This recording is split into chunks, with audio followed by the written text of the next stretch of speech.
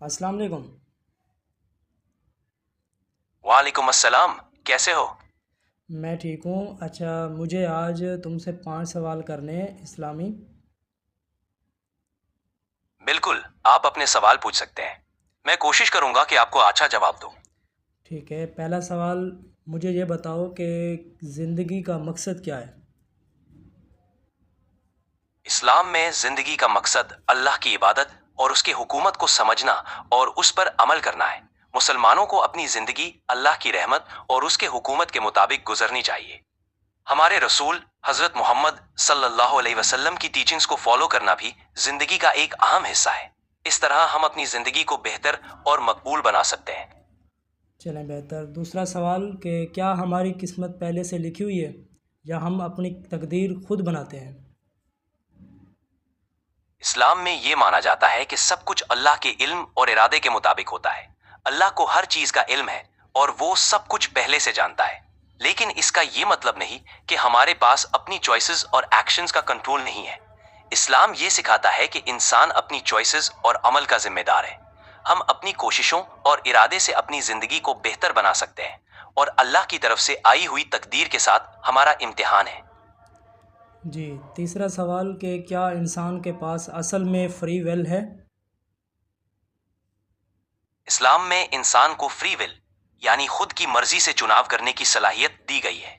اللہ نے انسان کو عقل اور سمجھ دی ہے تاکہ وہ اپنے عمل کا چناؤ خود کرے، لیکن ساتھ ہی اسلام یہ بھی سکھاتا ہے کہ انسان کی ہر چوائس اور عمل اللہ کے علم میں ہے۔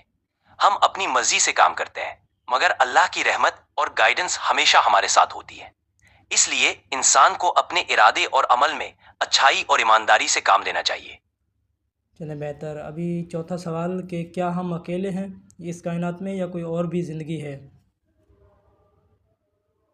اسلام میں اس بارے میں اسپیسیفک تفصیلات نہیں دی گئی ہیں، لیکن قرآن اور حدیث میں انسانوں کے علاوہ اور مخلوقات کی بات کی گئی ہے۔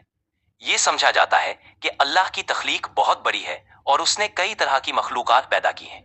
کچھ علماء اور اسکالرز یہ مانتے ہیں کہ ہو سکتا ہے کہ اللہ نے دوسری دنیاؤں میں بھی زندگی پیدا کی ہو، لیکن یہ سب اللہ کی مرضی اور اس کے علم پر ہے۔ ہمارے لیے سب سے ضروری بات یہ ہے کہ ہم اپنے مقصد اور زندگی کے مقصد پر توجہ دیں۔ چلے بہتر۔ پانچواں سوال کہ موت کے بعد کیا ہوتا ہے؟ اسلام کے مطابق موت کے بعد انسان کی روح کا سفر شروع ہوتا ہے۔ موت کے بعد انسان کی روح کو قبر میں لے جایا جاتا ہے اور وہاں اسے اس کے عمل کا حساب دیا جاتا ہے۔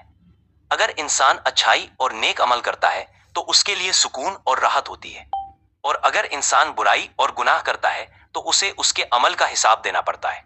آخرت میں انسان کو اس کے عمل کے مطابق جزا یا سزا ملتی ہے۔